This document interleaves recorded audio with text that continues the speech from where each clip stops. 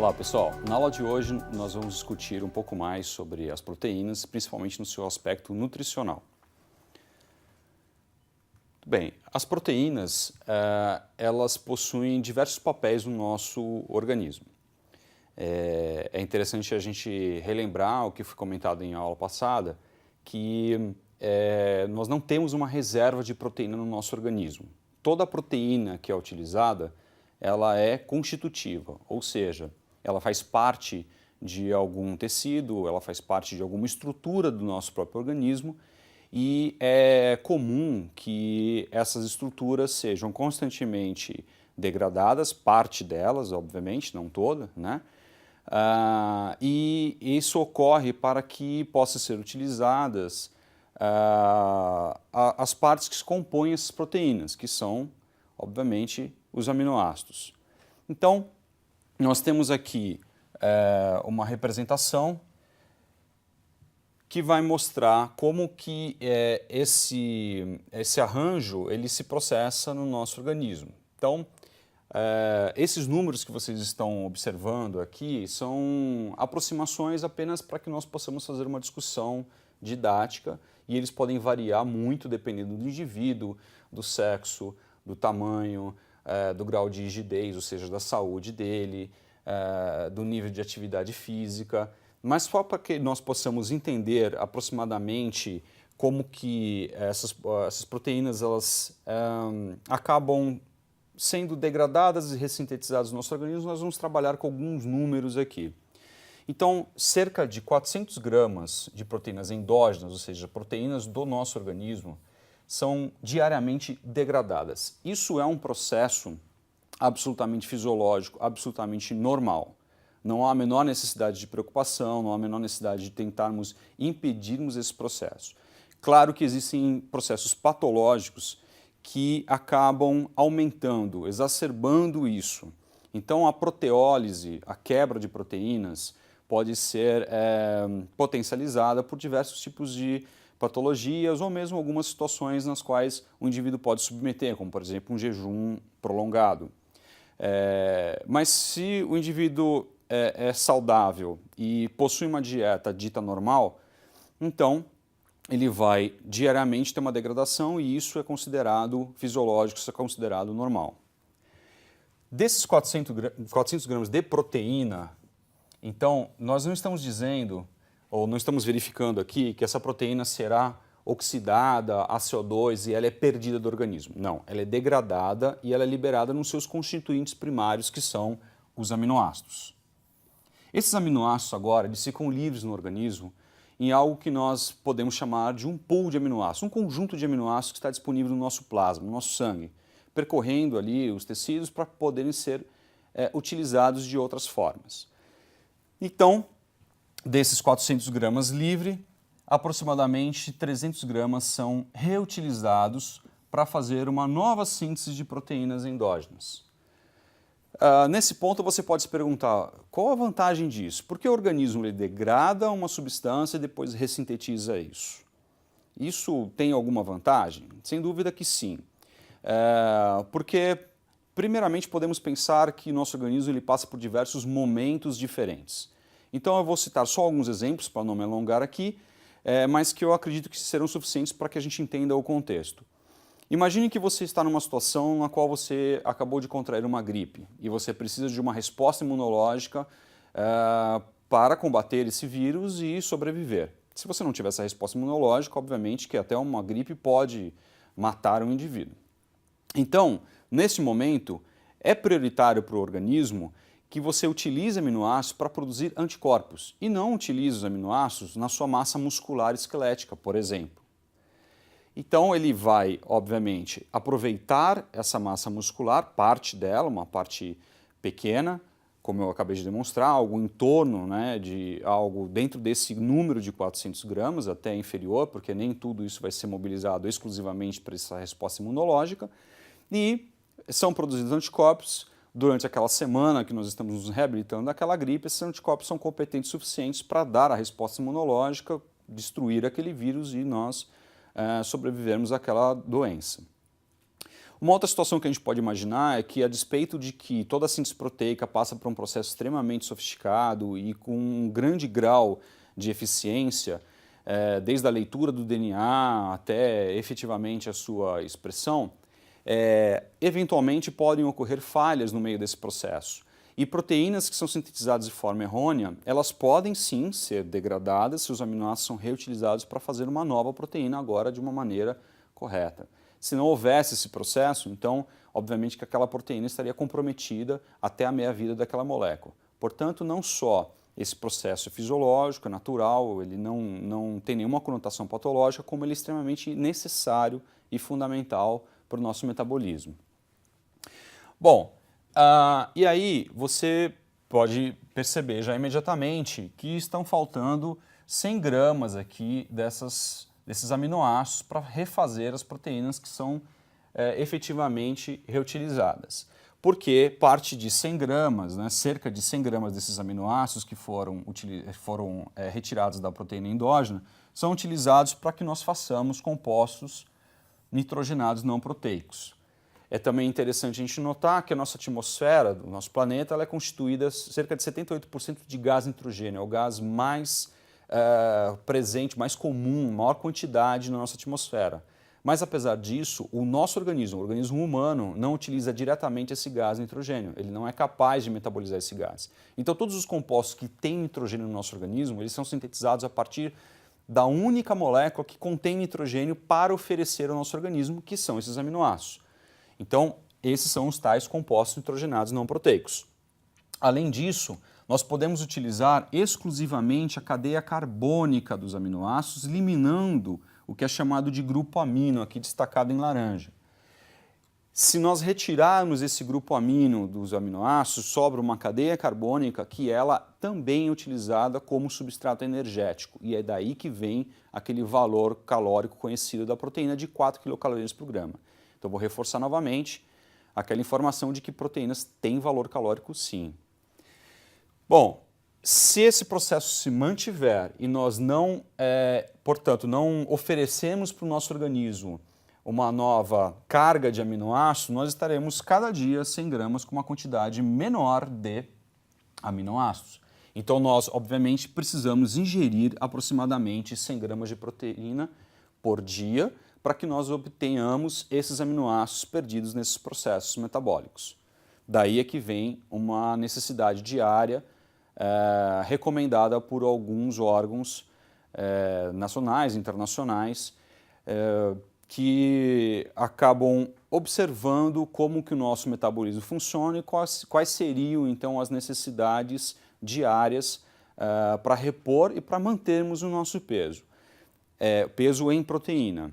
É normal que um organismo adulto que já passou de uma fase de crescimento, que já se estabeleceu, ele mantenha a sua massa proteica constante e no decorrer da vida é normal que vá perdendo essa massa proteica por um declínio também hormonal, sobretudo o hormônio testosterona, que está presente nos homens em maior quantidade, mas também está presente nas mulheres. Então, a síntese proteica ela é um processo que ela vai ocorrer numa quantidade mais expressiva em massa em alguns períodos da vida e depois em quantidade menor em massa. Porque a grande massa de proteína no nosso organismo é a musculatura esquelética e esse ganho ele tem momentos mais importantes. Mas de uma forma geral, nós sintetizamos proteína em todas as horas do dia, durante a nossa vida toda, isso já foi investigado, não há um momento preferencial para que isso ocorra.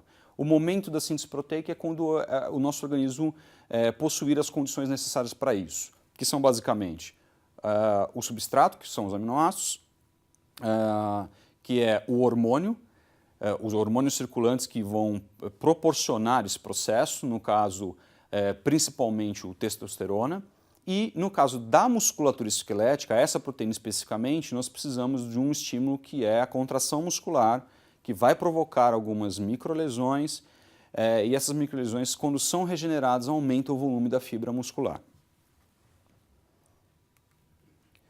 Muito bem, portanto, eu destaco nesse slide aqui algumas recomendações, né, RDA, que é muito comum a gente encontrar, inclusive em embalagens de alimentos, a SBAN, que é da Sociedade Brasileira de Alimentação e Nutrição, e a IOM, que é um órgão de medicina internacional, algumas recomendações para a ingesta de proteína diária.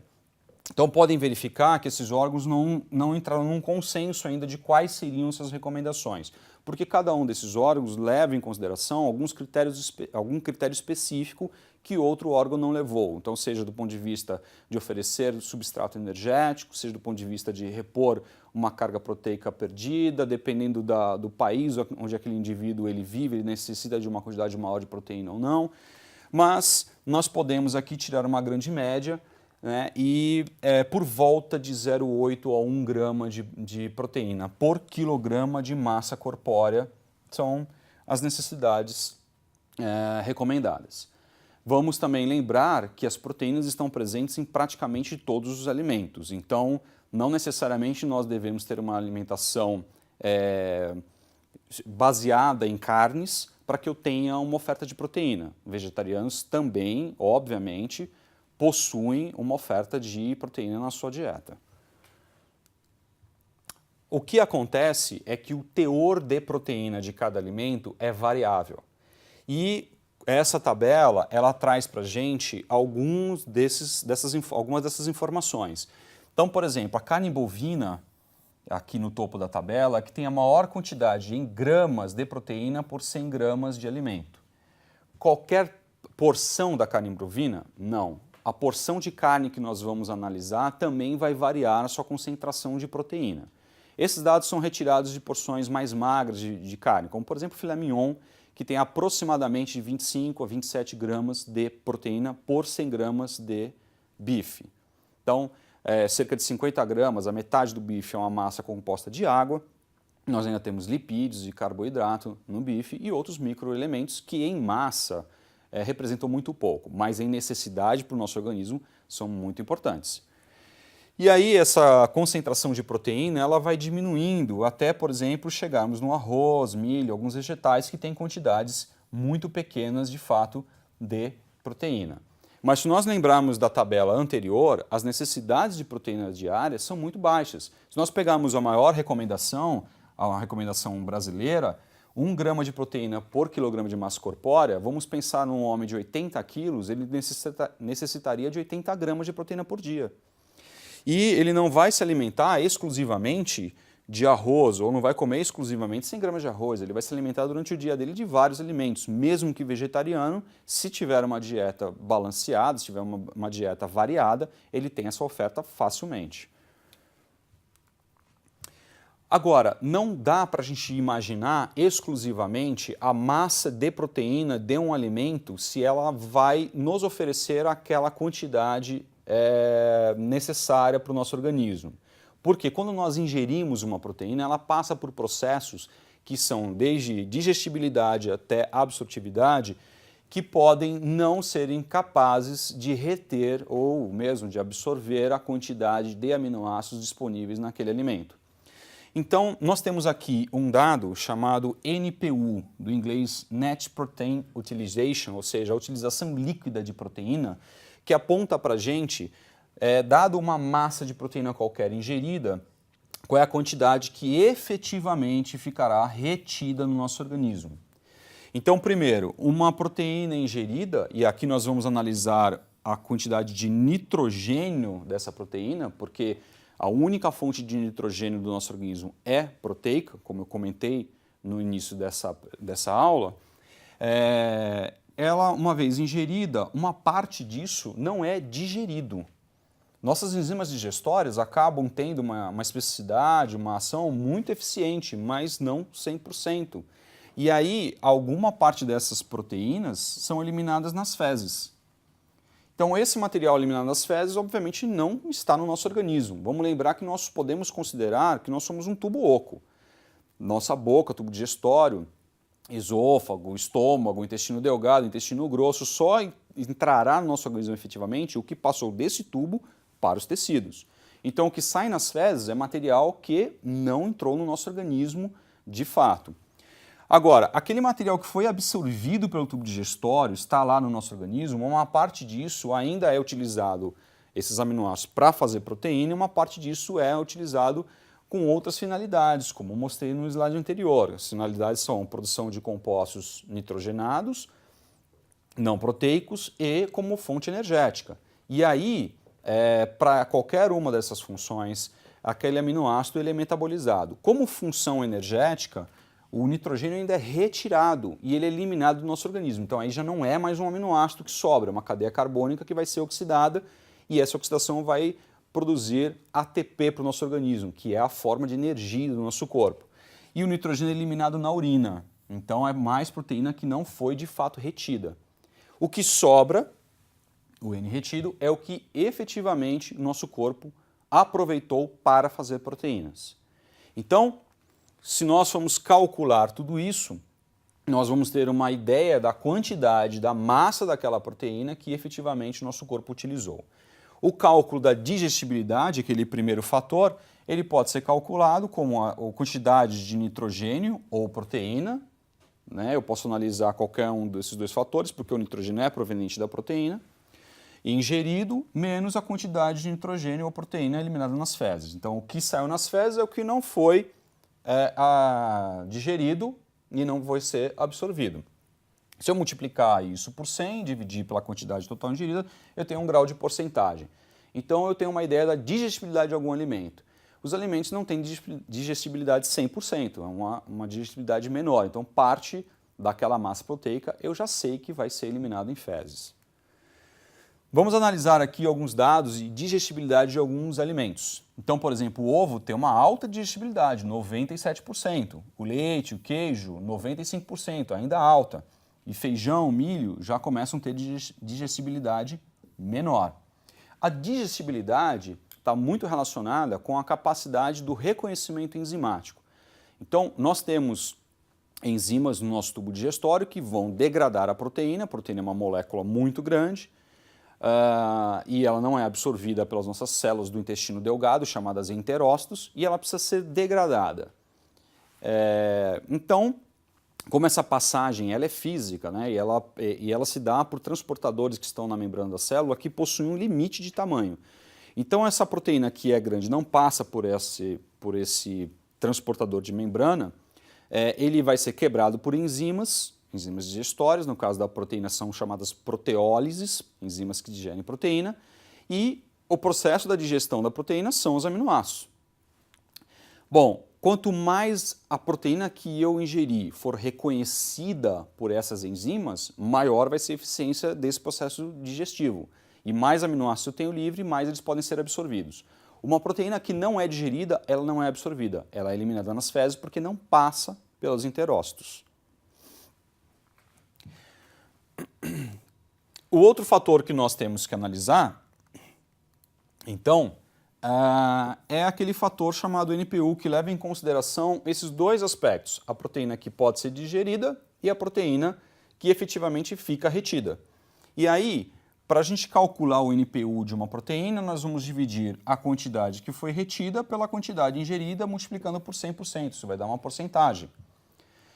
Bom, aqui nós temos alguns dados de NPU e vamos perceber que o maior NPU é do leite humano, 95%, e assim diminuindo até nós encontrarmos os vegetais que têm NPU menor.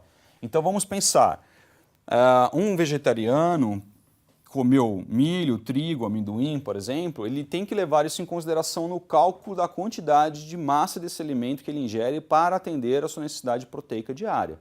Se ele fizer aquele cálculo, olha, eu tenho 70 quilos, por exemplo, eu preciso de 1 grama de proteína por grama de quilo corpóreo, então eu preciso ingerir 70 gramas de proteína. Tá, eu como 70 gramas de milho e eu já tenho as minhas necessidades de proteína atendidas. Não é verdade. Primeiro, porque o milho não é 100% proteína. Segundo, que ele não é 100% digerido. E terceiro, porque a proteína digerida não é 100% retida. Apenas 40% será retida. Levando isso em consideração, ele tem uma massa distribuída em todas as suas refeições do dia que pode ser atendida muito facilmente. Normalmente, quem faz essas recomendações, o profissional que faz isso, é chamado nutricionista, que já tem esses cálculos todos tabelados e vão oferecer para o paciente dados em termos de porções. Então, coma tantas porções de milho, de arroz, de feijão, faz um balanceamento nesse aspecto. O outro profissional que faz isso também é um médico, uma especialidade chamada nutrologia, é uma das especialidades que pode fazer isso também, e já tem tudo isso considerado.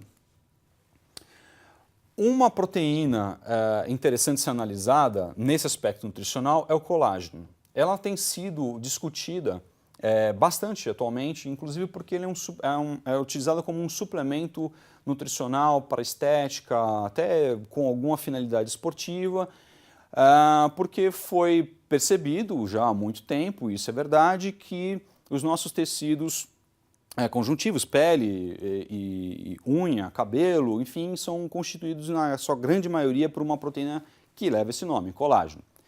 O colágeno, ele é um material que compõe cerca de 25% de toda a proteína de um mamífero.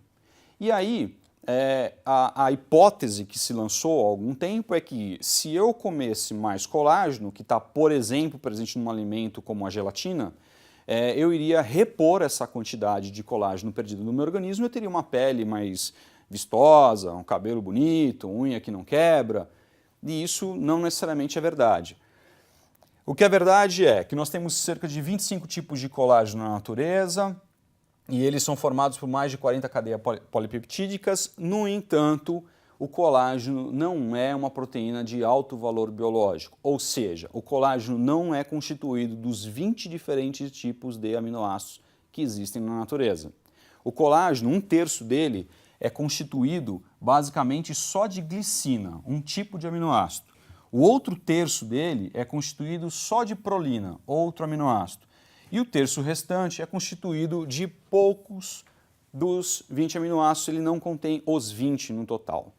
Ou seja, isso é um exemplo raro de proteína na natureza. Normalmente as proteínas na natureza contêm os 20 diferentes tipos de aminoácido. E para que nós possamos ressintetizar ou sintetizar proteínas do nosso corpo, nós vamos precisar dessa oferta de 20 aminoácidos diferentes. E se eu não ofereço esses 20 tipos de aminoácidos diferentes, vai faltar substrato para ressintetizar a proteína. Outra informação importante, a síntese de proteína, ela não funciona como a síntese de carboidrato ou síntese de lipídio. Por exemplo, eu explico melhor. Para eu ter carboidrato no meu organismo, basta eu comer carboidrato. Eu vou lá, como por exemplo uma sacarose, as enzimas digestórias digerem essa sacarose é quebrada em glicose e frutose, isso é absorvido nos meus enterócitos, oferecidos para os tecidos que ressintetizam isso na forma de diversos carboidratos possíveis. Lipídio, para eu obter lipídio no meu organismo, basta comer lipídio. Então eu vou lá como uma fonte de lipídio, ele também é degradado no tubo digestório, que são moléculas grandes, são absorvidos na forma de ácidos graxos principalmente. Nesses ácidos graxos compõem ali o meu organismo, que vai ser utilizado, o ácido graxo vai ser utilizado para sintetizar praticamente todos os lipídios do corpo, só tem 2 que nós não conseguimos sintetizar, que é o linoleico e o linolênico. Agora, a proteína, por exemplo, se eu quero colágeno no meu corpo, não adianta eu comer só colágeno. Por quê? Vamos lembrar, a proteína é uma molécula grande, é um polímero. Esse polímero ele vai ser digerido, senão ele não é absorvido, e é digerido nos seus diversos aminoácidos. Quando esses aminoácidos caem no pool de aminoácidos, no nosso plasma, eles são utilizados para qualquer síntese proteica que o nosso corpo necessite, e não exclusivamente colágeno. Por mais que nós queiramos que seja sintetizado colágeno ou uma musculatura esquelética, que, diga-se de passagem, né, tem uma maior proporção de aminoácidos de cadeia ramificada, os tais dos BCAAs, não é a nossa vontade que vai determinar isso, é a necessidade determinada por um código genético. As proteínas do nosso corpo são todas sintetizadas a partir de informações que estão no nosso gene. Então o corpo recebe aquele conjunto de aminoácidos e todas as proteínas que são necessárias serem feitas, são feitas por aqueles aminoácidos. Bom, como o colágeno que nós eventualmente ingerimos não oferece os 20 tipos de aminoácidos, vai ter um monte de proteína que não vai conseguir ser sintetizada. O colágeno vai conseguir ser sintetizado? Sim, mas uma pequena quantidade, porque parte daqueles aminoácidos que você ingeriu já foram utilizados para fazer outras proteínas. E mais ainda, se nesse processo todo aminoácidos ficarem disponíveis no plasma e não serem possíveis de serem sintetizadas proteínas, eles não ficam circulando e não são armazenados. Lembra, não tem reserva de aminoácido nem de proteína no corpo. Esses aminoácidos são degradados, são retirados os grupos amino e o que sobra a cadeia carbônica é usada para fazer lipídio. Proteína engorda sim. Então, a suplementação de colágeno ela é muito questionada para esses fins, né? Para que você possa ressintetizar o próprio colágeno.